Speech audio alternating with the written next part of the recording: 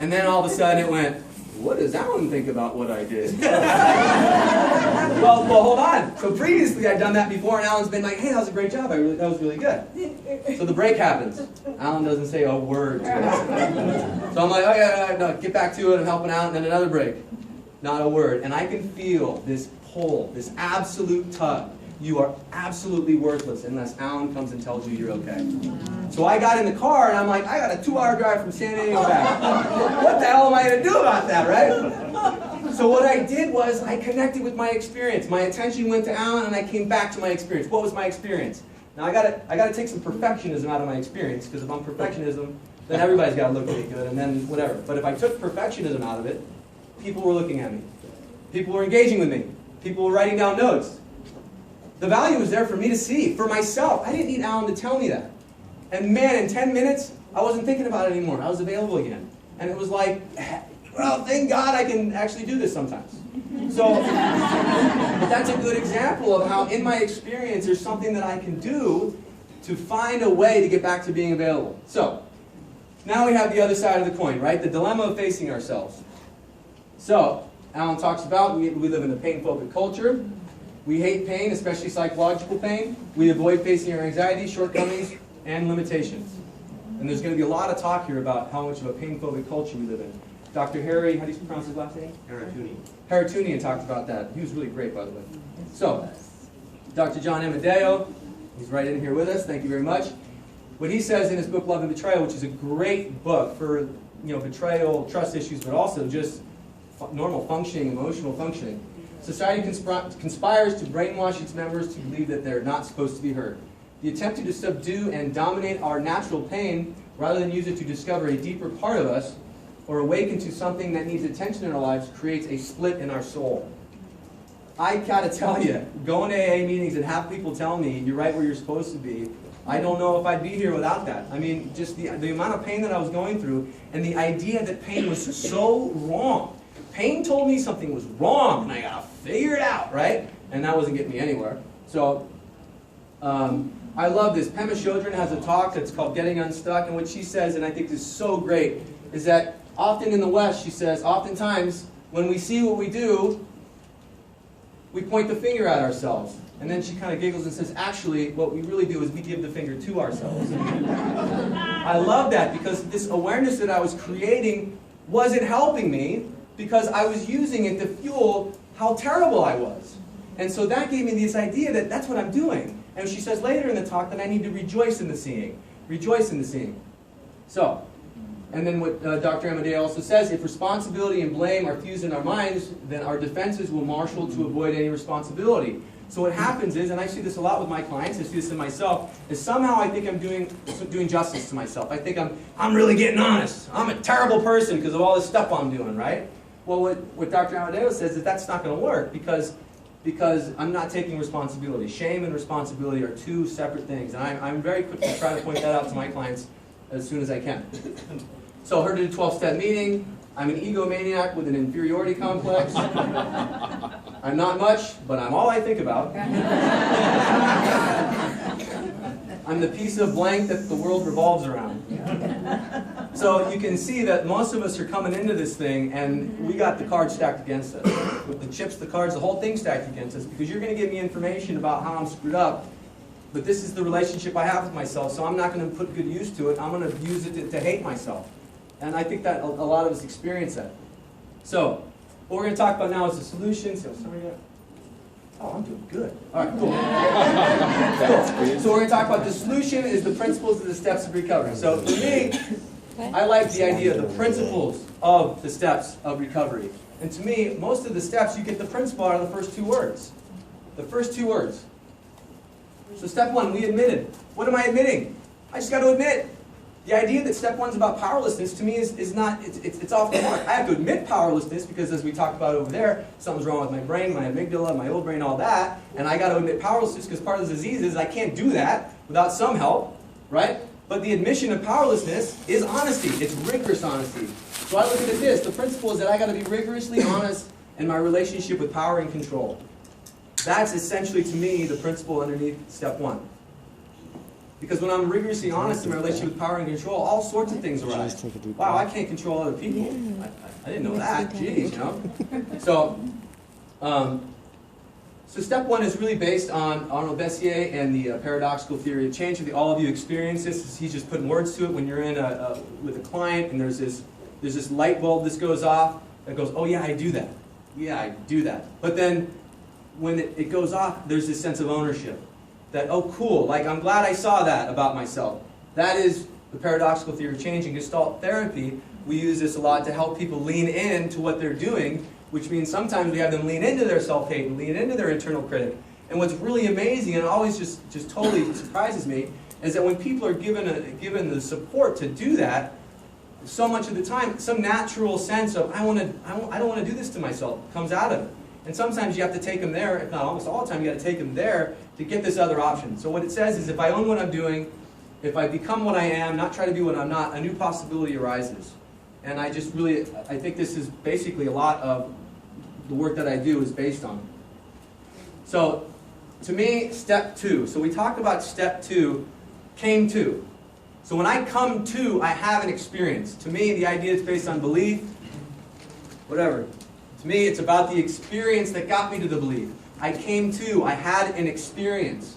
And what's that experience? Is that, and to me the principle is help, hope, faith, and trust. So the experience that I'm going to have is, hey, maybe I might sit in a meeting and have someone tell me, wow, when I was a newcomer, this is what I was going through. I'm 4 or 5 years into it, man, my life's gotten a lot better. Boom, that's an experience I can have. I can listen to someone, I can have some hope, I got to ask for help, and then I start having some trust and some faith. So, the experience word I use so much in therapy. I think my clients are like, you use the word experience like all the time. And the reason why I do that is because, and what Alan says a lot, and you'll hear him in his talks, is that we know now that there's no specific alcoholic personality. However, one thing that stands out from the literature is that alcoholics do not learn from their experience. But if you think about it, right, and you rewind back to that first slide of that little girl and what happened. What did that parent tell her? What did that parent tell her? Your experience doesn't matter. Your experience doesn't matter. Don't pay attention to your experience. Do some things that satisfy me. And what Walter Kempler talks about, Alan talks about a lot, is that we are wired with this intense need to cooperate. We want to cooperate. That our parents oftentimes, a lot, use that in a way where we don't learn to pay attention to ourselves. We don't learn to pay. So now I am the cool uncle. So this, I got to preface this. But I'm sitting with my niece and my nephews, and it's a really difficult time for them to eat when they are when they're with my sister and my sister's husband. And of course, like I said, cool uncle. Maybe they're trying to please me. But Kira, she ate one chicken strip. Done. She's coloring. She's done. Spencer ate one, and then Jake just ate everything because he eats everything. And then so Kira's 4, Spencer's 6, and Jake is 8. So I said, Kira, I said, are you done? And she says, yeah, I'm done. I said, all right. And then Spencer, you too? Yep, I'm done. And I said, all right, well, can we do something? Let's try something on. Can we do something? And she said, sure. I said, well, I'm going to have a talk with my tummy. I'm going to be quiet, and I'm going to talk to my tummy, and I'm going to tell me what my tummy is telling me. And then I'm going to tell you guys. So I said, what my tummy is telling me, I got about 3 more bites, and then I'm good. That's what my tummy told me. So I look at Kira. Kira, can you do that? And Kira goes, Uncle Chris, I need 8 more bites. Right? And then Spencer says, real quick, like he's drunk, my tummy said, no, I'm good, I'm fine, I'm good. And I said, Spencer, I said, your tummy's like this big, and you ate like this much? Could you check back in with your tummy real quick? And he goes, and he kind of looks, and he goes, yeah, my tummy says I need 4 more bites, right? So, obviously I've been doing this a little bit, but that's the kind of thing, is that the idea that these kids can pay attention to themselves, and from that experience, they can start to learn, what it is that they need. And of course, a lot of us don't learn that, and sure enough, when we get deep into our addiction, we're not learning from any experience we're having. So, the value of experience. The idealized false self, right? I love this slide, right? And I showed this to clients, and they love it too, some of them. Alan and Herb talked about this in the emotional sobriety workshop. The idealized self is I gotta be in bed, right? And I gotta think about getting up. Oh, I gotta start believing my thoughts. Oh, I don't know if I can get bed. And then before I even get to the experience of just getting my butt up and going and grabbing something, I've already thought and believed myself that I can't do any of that because I'm too tired and it's gonna be a terrible day, right? So it's thoughts, beliefs, and then my experience becomes so jaded by these thoughts and these beliefs I have about the experience. What Alan and Herb talk about, is that the authentic real self is I have the experience first. It's not to say that I'm going to have thoughts, but they're going to be open-ended. They're not going to be definitive. I'm going to have the experience first, and then from that experience, I'm going to have thoughts and beliefs about it. That was me in early recovery. Like, yada, yada, yada, yada, get to a meeting. Yada, yada, yada, yada, get to a meeting. And sure enough, this yapper in my head, right, was way calmer after that meeting and subsequently like the 2 after that, because an hour after the meeting, the yapper would come on back, so I'd go right back to a meeting. So this is the value of the experience. Okay, so the value of my experience. So what we talked about in the third part of the interjection, right? That I'm outcome dependent. I can't experience value in anything unless I achieve a certain outcome. Well, that leads to compulsiveness, obsessiveness, anxiety, letdown, right? Pessimism, low self-esteem. It totally detracts from the experience that I'm having. So the authentic real self is that I want to create possibilities. So instead of creating an outcome, if I have to create an outcome, if it works out, then I do that should pride system. Good job, but my should is still in place. If I just think, how can I create a possibility? I can create a possibility every second of my life. I can create a possibility. I can't, fix all you, or give every one of you all the stuff you need, but I can create a possibility to do my best, right? And so we can always create possibilities all day long. Another one is this one client comes into me and he's bummed out because he's 15. He's bummed out because he just really had liked this girl, although it seemed, you'll see, he kind of liked a lot of girls, but he really, really liked this girl, and he went up to talk to her, we planned it out, and she wanted nothing to do with him, and he was so bummed out. And what I said, well, he was outcome dependent, and it led to pessimism, low self-esteem, and letdown. And I said, well, it's interesting. I wonder what it would be like if you were totally present with yourself, and when you started walking to see her, you paid attention to the opportunity that you were trying to create. If you paid attention to the courage it took to create that opportunity. If you saw the value in the fact that you created that opportunity to talk to that girl, to meet that girl. Well, these kids, man, some of them, they're quick. A week later, actually 2 weeks later, he's really excited to have you. Guess what? I'm like, what? He goes, I got a new girlfriend. And I'm like, okay, tell me how that happened. Well, said I went up to one girl, and I tried to talk to her, and she didn't want anything to do with me. But instead of getting let down, right, getting let down, I realized, you know what? That took a lot of courage, and I created a possibility. I did it again, and that other girl, she didn't like me either. But I kept with myself. I kept seeing the courage I was taking, and then the third girl I went to talk to, this is over a 2-week period. She liked me, we went out, she's now my girlfriend. Right?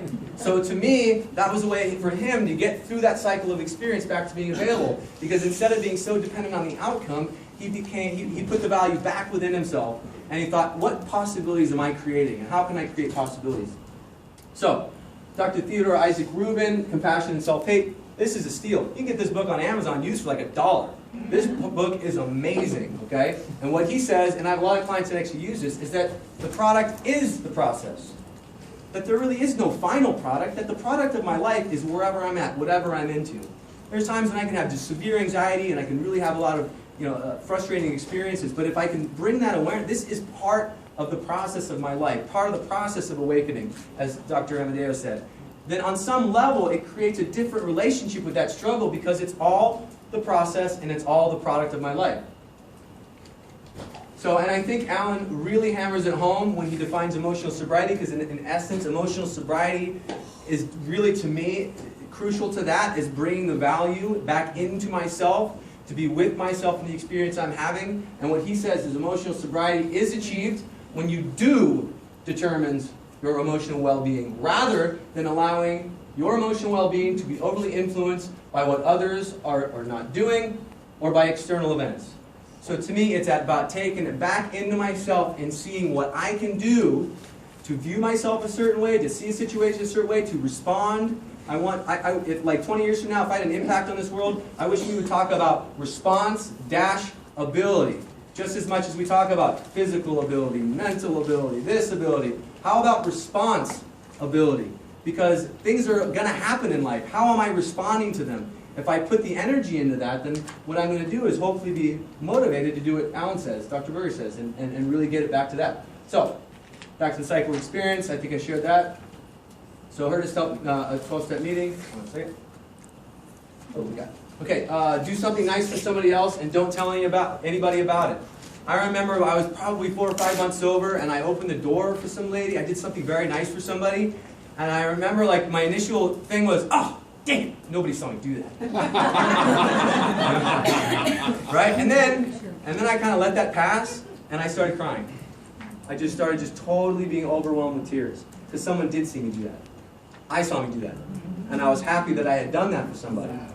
But gosh, I had to like get out of this funk to be able to come up to another place to see that. Right? I kept telling myself this was their stuff and not mine. And I continued to focus on keeping my side of the street clean. Getting through that cycle of experience so I could put the value in me and see what I'm doing, pay attention to me, and not be so hooked by what my family is doing, for me it's my family, is doing, and just stay within me. So, I resigned from the results business. God is my job is the action, God takes care of the results. I mean, to me, this doesn't, the whole God thing, it's really about what it does to me when I have that attitude. I get empowered to stay what? Stay here. Stay in my experience. Because I'm not in the results business. So step 3, made a decision. Emphasis is on commitment to authenticity by restoring value to its true home within me and connected to the process of life. This step is integral to get through the pain of awakening. And the principle here is commitment, faith, and trust. Heard of the 12-step meeting? Don't quit before the miracle. How many of you guys have heard that before? No. How often have you been 10, 11, 12 years sober, 3 years sober, and you're still telling yourself like that? Don't quit before the miracle. Stay with yourself. Stay with yourself. And then at some point in time, pop out of it, the other side. Step 4 is made an inventory, false self, authentic self, self-awareness, honesty. Step 5 is admitting, sharing with an enlightened witness. The principle here is honesty and vulnerability. So to me, I like to do, I've started to do what I call an if-then value inventory. To really start picking up the themes in my life about when I get hooked by this stuff. If blank, people, situations, circumstances that determine my value, do whatever, then I'll be okay, you know? I gotta own that, right? If, you know, I've done enough self-awareness, I don't really like it. But no, but if people say certain things, certain people, if it's like, you know, I got to start recognizing themes in my life. If my mom does certain things, if my boss does certain things, if my mentor does certain things, then I'll be okay. I got to start paying attention to the themes. Because my value is within me and in my experience and response-ability, I make myself okay by blank. And then I can start coming up with things. I can be as important as everybody. Not more important, not less important, but I can be as important as everybody. I can stay in this moment and see the product of my life as what's happening right now in my experience. But the key is that, and I like to tell this to kids, it's response-ability is my responsibility. No one else is going to do it for me, so I have to take the responsibility to pay attention to my response when it comes to all these things. And then Brene Brown talks about vulnerability, and if you've ever listened to her, she's really great in terms of talking about vulnerability and shame and all that. She claims shame comes from the comparison stuff we talked about earlier. That the culture tells me I'm supposed to look like this, I don't look like this, and now I feel ashamed of myself. And then of course vulnerability not being weakness. How many of you at one point in your life thought vulnerability was total weakness? How many of you now see it as just really a beacon of strength? Same people. Wow, that's so cool. And to me, I've been to this conference 3 times now, and this conference to me was the most the vulnerability displayed. And I think it's because so many of us are so knees deep in all of this stuff on our own, and then we're helping clients with it. You know, the self-revealing and all that stuff I just really connected with. So I just love this conference. And then step 6 and 7, entirely ready, humbly asked. This is more of the paradoxical theory of change. It's basically it's owning what I'm doing without self-hate, self-blame, and shame. And to me, I think the biggest reason why step 6 and 7 are so important, and if you know about 6 and 7, it's basically, I just own up to it and I ask for it to be revealed. To me, the reason is because if I don't have 6 and 7, I beat the crap out of myself. I become aware of what I'm doing, and I think, you know what, I'm just going to tyrannically have this. Maybe that's my thing and not everybody's, but I'm just going to rip myself apart, and there's going to be no healing, and there's going to be no amends, and there's going to be no meditation, there's going to be nothing. I'm just going to be a terrible person all the time. So to me, 6 and 7, you know, if you like the God thing, that works, But to me, it's just about letting my proper functioning take its course. So some of these things can just be removed from me because I own it. So Dr. Amadeo talks about that self-contempt. The self-contempt of blame is quite different from self-empowerment of responsibility. By suspending self-blame, we can look more calmly and soberly at how we may be responsible for our choices and accountable for our actions. So, great book. I really recommend it. So self-confrontation, idealized false self. It's the worst in me that sees the worst in me. Authentic real self, the best in me that sees the worst in me. When Alan said that one time, I remember, wow, it's the best in me that sees the worst in me. Like Pema Chodron is saying, when I see what I'm doing, if I could rejoice because I'm doing it anyways, I might as well see it so I can do something about it. Another one is idealized false self, confronting yourself in the service of self-hate. And to me, the authentic real self is confronting yourself for the sake of your own integrity. This is actually one of the 12 smart things, I believe, in Alan's book.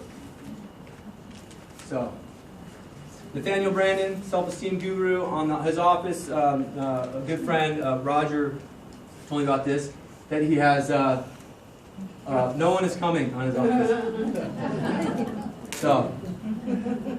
Time for this.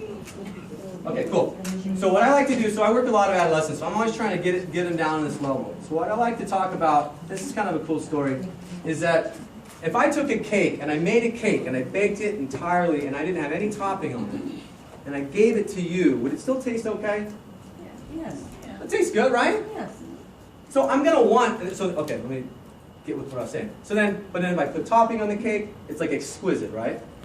Well, my job in my life is to be the full and complete cake, on my own, with me. And I try to talk to adolescents about that. Can you, instead of the frosting being things working out, you liking me, you telling me, right? So the topping, if my topping is filling in my holes, right? I don't like myself. My self-esteem is low. Come on, tell me how good I am. Tell me how great I am. And I'm manipulating and trying to get people. I got holes in the cake, and I'm trying to fill it in with the topping. But if I could take the responsibility to be my own full and complete cake, it is going to taste better when things work out. It is going to taste better when people say things that are very nice to me. But I'm not so dependent on it.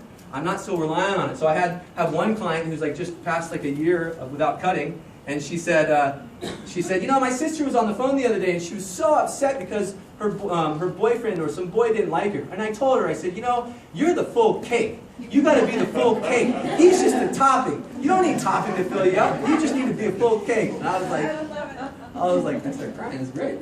So, I mean, are you kidding me? I'm new to this stuff. I'm only a year and a half into my practice, so when that stuff happens, I'm pretty floored. So I'm going to end on a personal note. I'm a huge Pink Floyd fan. And, you know, a lot of times I was listening to a lot of these songs, and the one song is "Wish You Were Here," and I just have this nostalgic feeling, you know. There's actually a local Pink Floyd tribute band that plays. They're great. Talking about it, they're awesome. So I go to see them. And they play "Wish You Were Here," and I have this nostalgic feeling of her showing up, right? Or me getting to it, or I wish you, something out there, were here so I can be okay, right? I missed the point completely. So what I'm going to do is I'm going to play a little bit of you, and then I'm going to, here we go. Listen to this lyric.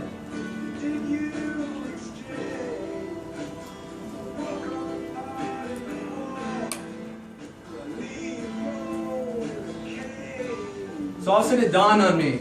Did I exchange the walk-on part in the war for a lead role in Occasion? Absolutely I did. I did for the first 32 years of my life. Because what I did was I exchanged the idea that I could humbly face the challenge of life like everybody else, no better, no worse. I could deal with my anxieties, I could deal with my depression, I can deal with what's going on with me, I can support myself, I can be my own support in some level. I exchanged that for a lead role in a cage. Baby, I gotta be the best at everything, and you gotta tell me how good I am all the time. And it was so extraordinarily painful for me that I finally realized that the person I was wishing was here was me. I got to be here with me, with myself, to do all these things. So, and I'll leave you with this one. So my message to all of you, and to me, is to